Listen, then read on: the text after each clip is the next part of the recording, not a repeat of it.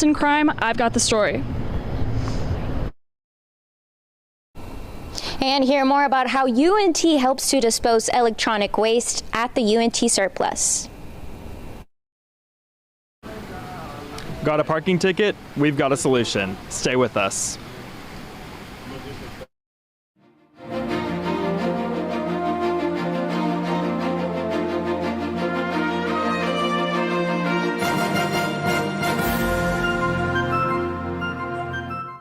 Joining us on ntTV Nightly News, I'm Sebastian Nava. And I'm Ben Wolf.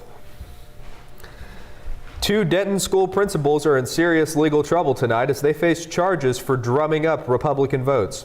Lindsay and Jesus Lujan were both indicted for allegedly using their school emails telling their staff members to vote in last month's Republican primary election. If convicted, they could face up to 1 year in jail along with a fine of up to $4,000. Denton ISD declined to comment on the principal's current employment status. Now, if you've ever ridden a bike or a scooter to campus, beware. Recently, 2 motorized scooters were stolen from UNT's campus. Our live reporter Alexandria Teeters has more on how you can keep your belongings safe.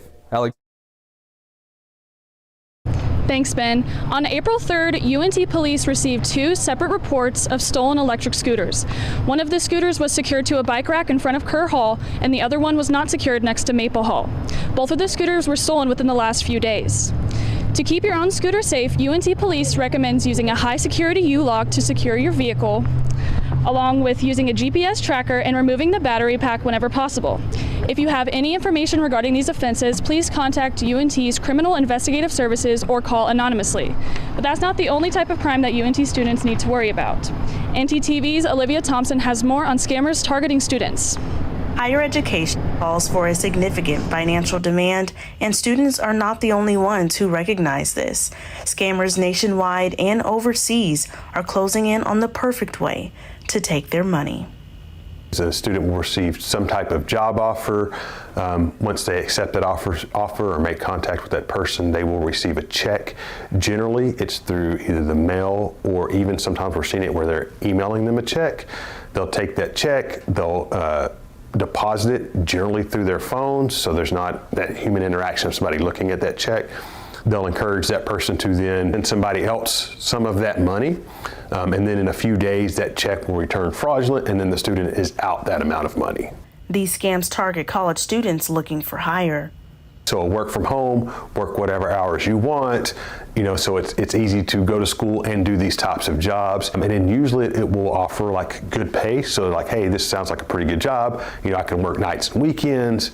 I can do it from home, and I can make, however much, $2,000 a month or whatever the payment is. Fraudulent digital check scams may be new to Generation Z, but are all too familiar for more mature age groups. Now a UNT employee speaks out about coming this close to falling victim to the same scam. What made the difference? I went to the teller. That's what saved me. Because I said, no, because I'm not gonna give you my money. When I was in my, early 30s or so, I literally got exposed to that.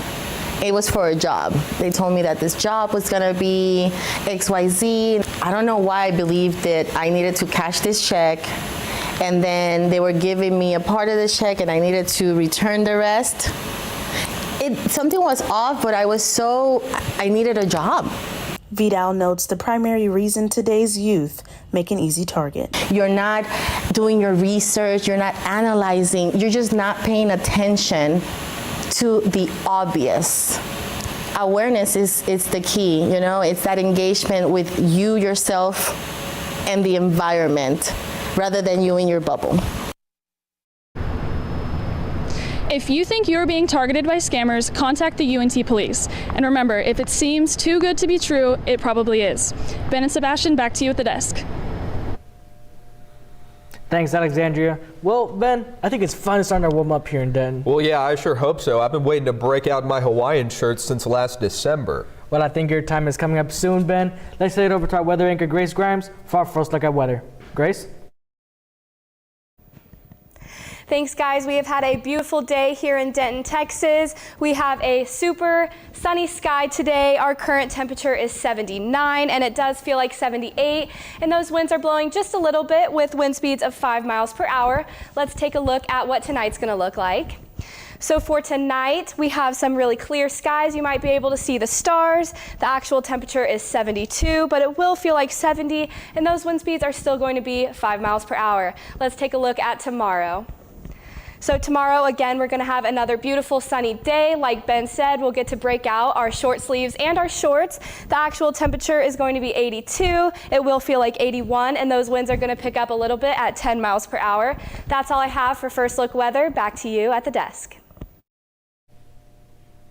Thanks, Grace. One of the most controversial new Texas laws is Senate Bill 17, the one that forbids Texas colleges and universities from having educational departments that focus on diversity, equity, and inclusion. It also means eliminating considerations of DEI in faculty and staff positions. The University of Texas in Austin has cut dozens of jobs in an effort to comply with the law. Abigail Velez has more from Austin. There's no way you can say this is going to help students. Senate Bill 17, which passed last year and went into effect this January, bans diversity, equity, and inclusion initiatives at public Texas colleges and universities. It's heartbreaking to me that these people have lost their jobs. As a result, hundreds of higher education employees around the state have been laid off as DEI programs continue to shut down in compliance with the law. President of the American Association of University Professors, Irene Mulvey, says it's a bill that's unjust. It's really a tragedy for the entire campus, because moving forward towards a multiracial democracy, finding a way to implement social progress is an important part of our institutions of higher education. The new ban now being enforced has caused mixed reactions from students across the state. Ana Don Juan says DEI programs are what brought her to UT. I came to UT because of a program that aimed to support first generation and low income students. Why are they doing this to us? Can't they see how much this is hurting us? Meanwhile, University of Texas at San Antonio student Royce Colo says he's celebrating the enforcement of the new law because he found DEI to be discriminatory towards non-minority students. I think it's a right move because I think it's important to be inclusive of all cultures and all ethnic groups and not just more focused on discussing one group. In a statement, Texas House Speaker Dade Phelan says in part, DEI has not eradicated discrimination as it promised. It has established an entirely new structure to perpetuate it. Chaz Moore with the Austin Justice Coalition disagrees, saying the law is inherently racist and is now calling on UT to stand against SB 17. It's beginning to look a lot like A&M around here. Put the statues back up, put the Confederate flags back up. Let's do all the racist things that we used to do. We keep going back in time and we can't allow that to happen, UT should be better. And UNT is also making changes in an effort to follow this new law. Last week, the school canceled all Pride Week celebrations, which had a long tradition here on campus. Now, students at UNT are working in student groups to continue supporting each other without university sponsorship. Coming up, how you can best prepare for the upcoming eclipse. And Rashid Rice makes his first public statement after being connected to a high-profile highway crash. And find out how UNT works to help dispose electronic waste here at the UNT Surplus. More after the break. 1, 2, 3. Mom, Dad, I got it.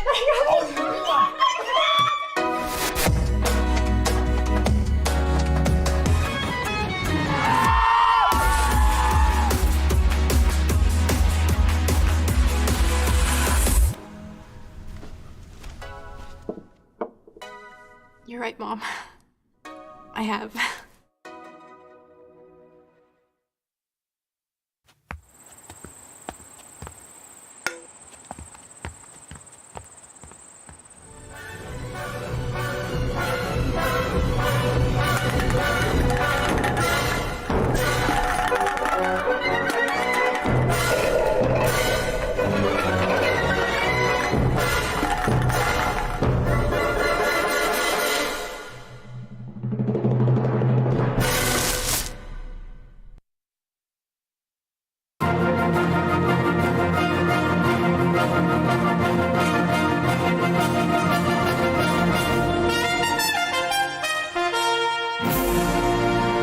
Kansas City Chiefs wide receiver Rashee Rice broke his days of silence Wednesday after his involvement in a car accident on Central Expressway in Dallas.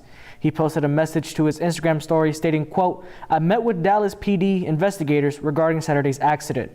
I take full responsibility for my part in this matter and will continue to cooperate with the necessary authorities. I sincerely apologize to everyone impacted." Dallas police confirmed they met with Rice Wednesday for questioning, and he admitted that he was driving one of the vehicles involved in the chain collision. You know, Sebastian, the eclipse is right around the corner. I know I'm excited. How about you? Oh no, Ben, I'm super excited. But thankfully, our weather anchor Grace Grimes is here to tell us how you can prepare for the upcoming eclipse. Grace?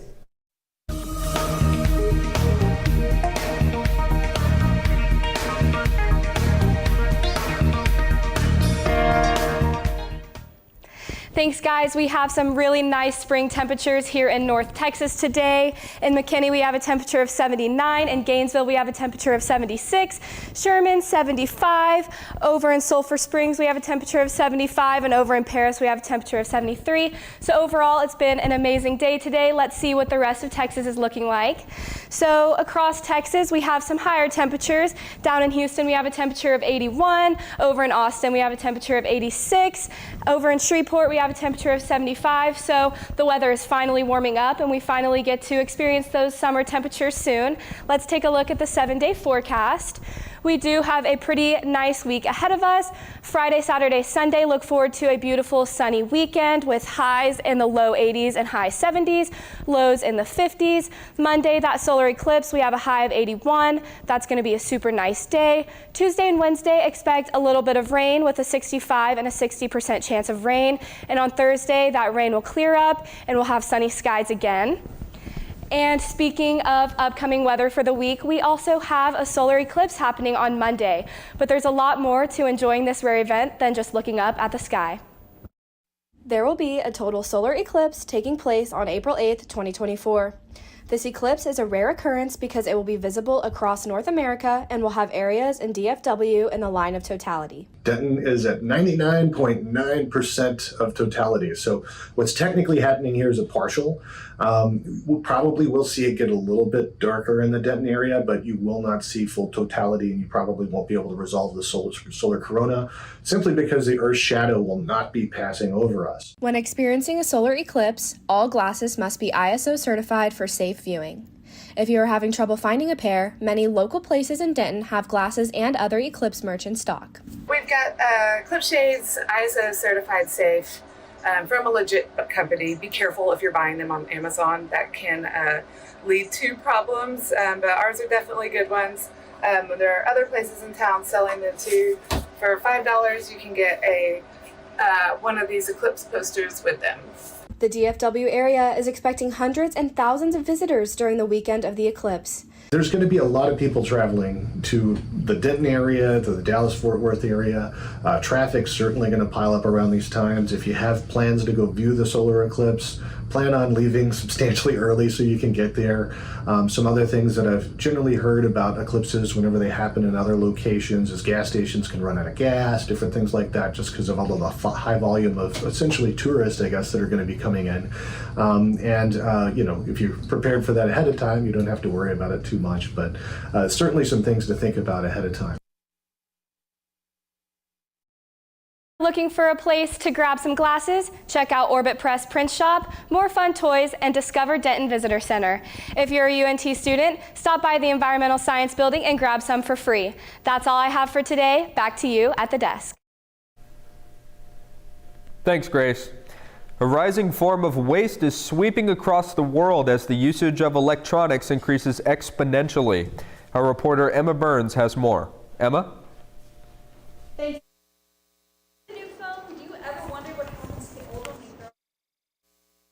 Might be time you start thinking about how you dispose of your old electronics, because global e-waste has reached record highs. According to a recent United Nations report, some 68.3 tons of waste was found in 2020 alone. Better managing e-waste means better health for the planet, but also, oh, it's for the video. What is going on? Better managing e-waste means better health. Health for the planet, but also health for ourselves. because a lot of the components in e-waste can be very toxic to humans. The World Health Organization says that e-waste can contain neurotoxicants such as lead and mercury, and those can disrupt the development of your nervous system. So be mindful of how you dispose of your devices. And with the potential risk from electronic waste, UNT has been taking their own steps to help with e-waste. ntTV April Paradent is speaking with Jimmy Grounds, one of UNT's asset management faculty. April? Mean green, and then I'll talk about like the. Well, thank you so much, Emma. I am currently here with Jimmy Grounds, who is the Assistant Director at Asset Management and who oversees the UNT surplus. Well, thank you so much, Jimmy, for being here with us today. Thanks, April.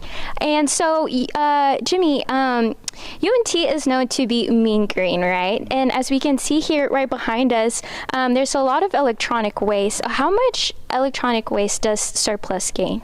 So the university generates about 104,675 pounds of electronic waste or e-waste in a year. That was last year's numbers. My goodness, wow, that's a lot. So how does, what do UNT students, or how does this help dispose of it? So it keeps over 2 pounds of gold from being mined. It keeps over a pound of palladium from being mined, a little bit of platinum, over 2,000 pounds of aluminum from being mined, over 28,000 pounds of steel, and about 4,600 pounds of copper from being mined. So it helps the environment quite a bit in saving mining costs. That's awesome. That's really incredible, especially just being more knowledgeable about this. How do you think this, as you mentioned, helps keep the environment in the near future?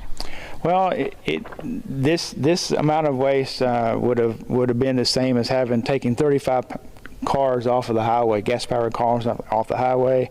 It would have helped to. It could have replaced 103 households' electricity that's used, and we prevent about 1.3 million kilowatts of electricity from being produced just in what we've done. That's really incredible, and I hope a lot of us are more knowledgeable about how we can use this, and especially zero waste with that, right? Yep, it is. E-waste is a big thing. It's really increased here lately. So. Well, thank you so much, Jimmy. I really appreciate your time. And we're going to go with our ntTV's Jackson Berry, who will talk a little bit more on what you can do to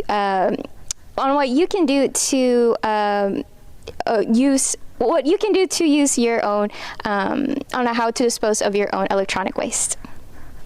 Thanks, April. Now, you may be wondering, how do I, as an individual, go about salvaging my broken electronics? Well, there's a few options for you we can go with. Experts on the matter say that if the gadget is old but still in working order, go ahead and ask around to see if any of your friends are in need of an early birthday present. Another option you can go with is go see if you can trade in the device for a newer one or even for store credit. And if you're just wondering where on earth you're supposed to take the e-waste, there's a few spots here in Denton you can rely on. You can always take it to the City of Denton landfill. They take all sorts of broken devices. And if you don't want to leave the comfort of your own home, you can always call up STS Electronic Recycling. They will come to your house and pick up your e-waste completely free of charge. Thank you, guys. Back over to the desk. Thanks, Jackson. Later on in the show, we'll tell you about the coast-to-coast career change that's available now. Stick with us for more.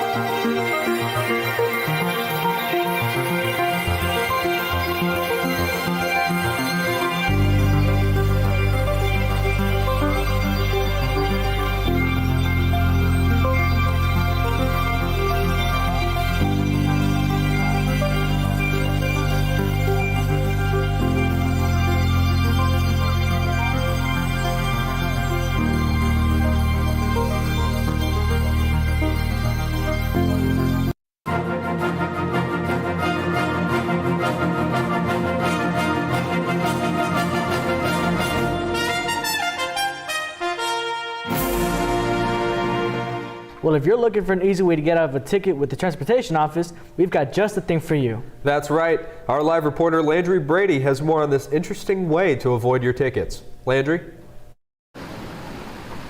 Thanks, guys. I'm here at Willis Library, where normally you come here to turn in books, but what if you turn in canned goods? If you've received a parking ticket lately or have an unpaid fine, we might have a solution for you. The UNT Transit Department is having an event right now where you can turn your canned goods into funds. The Food for Fines event runs from April 1st to May 10th. You can bring in new, unwrapped, non-perishable food to the Willis Library service desk. 20 items of food will go towards a $45 citation, and 30 items of food will go towards a $65 citation. All food will be donated to the UNT Food Pantry. You can't graduate with a fine on your account, so you might want to take advantage of this amazing event that lasts again until May 10th. Now, back to you guys in the studio. Thanks, Landry. Hey, Ben, did you hear about the Mavericks game tonight? Yeah, I did. I really wanted to go because I wanted to see if Luka could show out like he did last time he played the Hawks. That's exactly right, Ben. So now let's toss it over to our sports anchor, Jordan Lindsay, who can remind us all about that famous Luka magic. That's right, guys. I'll be previewing tonight's game, and we'll see if Luka might be able to score 73 points once again. Don't go anywhere. Library, located at the University of North Texas. It has computers, printers, and the building is open 24/7. By going online, you can book up to an hour of reserved space at one of the many private study rooms. Many of them are equipped with whiteboards, a table, and a TV to hook up to your computer. Textbooks can be checked out for free with a student ID. They also have many of these in ebook forms. This is still a library, so always remember to be quiet and respectful of other surroundings, especially in certain places where talking is not allowed. For example, the 3rd and 4th floor are completely quiet. As you can see, Willis Library has many options for students, with it offering many media sources and staying open all the time. So a man's been walking in the desert for days at a time. He finally comes across a bar and orders a Coke. That's not funny. Eh? Eh?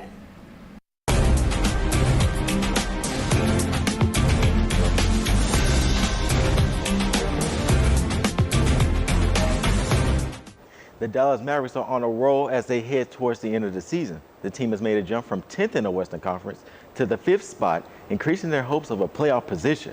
Mavs star Luka Doncic is averaging a near triple-double with 34 points, 9 rebounds, and 10 assists per game. He'll be looking to improve his MVP resume and lead his team to a victory in the first night of a back-to-back.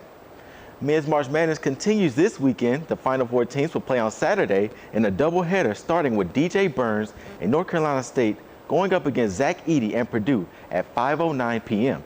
Following that game will be the UConn Huskies and the Alabama Crimson Tide at 7:49 p.m. Now, I don't know about you guys, but I have the Huskies taking home the crown this year. On the topic of March Madness, here's a little basketball math. What happens when you add Caitlin Clark and Paige Beckers to the Final Four? The answer is women's basketball ticket prices doubling the cost of men's. CNN's Amy Kiley looks at the winning equation. I think it's been a special year for women's basketball.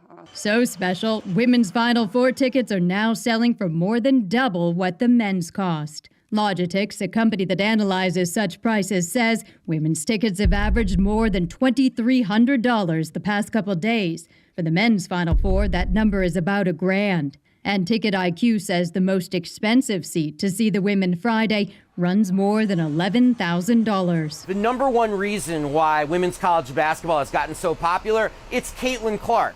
Caitlin Clark, University of Iowa. She's Player of the Year after this ceremony yesterday. Something I probably won't really wrap my head around until my career is all done. And she holds the all-time scoring record for both men and women in the NCAA Division I. Caitlin Clark is doing something that we have never seen before in the women's game, and she is shooting the ball from very far away. Clark, facing off with LSU star Angel Reese, is bringing extra attention to the game. Ticket prices have been surging since Iowa beat Louisiana State Monday. Reese says she has her eye on the pros after declaring for the WNBA draft yesterday. Clark's got at least one more college game first. But someday, if it's Steph versus Caitlin Clark, they might need to hold it in a football stadium. I'm Amy Kiley reporting. I personally think Caitlin Clark could take on Steph Curry in the three-point contest someday. For now, we'll have to see who wins the ultimate contest and take home the national championship trophy. That's all I have for sports. Back to y'all at the desk. Thanks, Jordan. Hey, Sebastian, I know you're graduating soon. How's the job search going? You know, it's going well. You know, I've been looking for jobs, filling applications, but, you know, honestly, doing all this work, it's starting to make me go nuts. Well, speaking of nuts, I got just the job for you. Hormel Foods is looking for 3 peanutters who will accompany Mr. Peanut as he travels across the country. The position is full-time and will run from June 2024 to June 2025.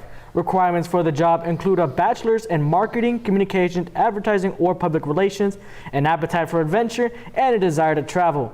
Anyone interested in the position can apply at beatpeanut.com before April 14th. You know, I was actually thinking we should both apply. That way we could both be nutty buddies. Hey, who knows? Maybe if we get the job, we can take it out for an almond joyride. Thank you for watching ntTV Nightly News. Join us again next week right here on North Texas Television.